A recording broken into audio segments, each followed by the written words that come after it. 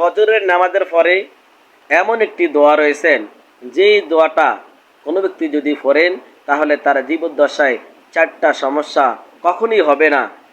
যদি আমরা এই দোয়াটা যদি আমরা ফজরের নামাজের পরে আমরা যদি পড়তে পারি তাহলে 4টা সমস্যার সম্মুখীন আমরা কখনই হব না। 1 নম্বর হলো, আপনার মাথার প্রবলেম কখনো দেখা দিবে না।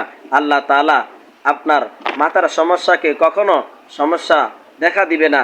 2 নম্বর হলো, আপনার চক্ষুর দৃষ্টি আল্লাহ তাআলা বৃদ্ধি করে দিবেন।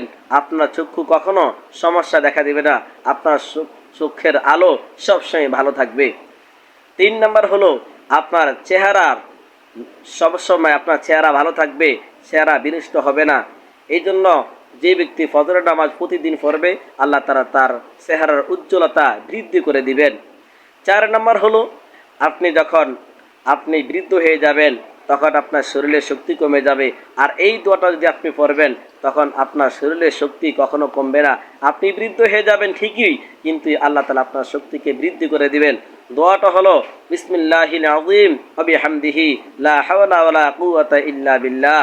বিসমিল্লাহিল আযীম ওয়া বিহামদিহি লা হাওলা ওয়ালা কুওয়াতা ইল্লা বিল্লাহ। এই দোয়াটা আমরা প্রত্যেকেই পড়ব।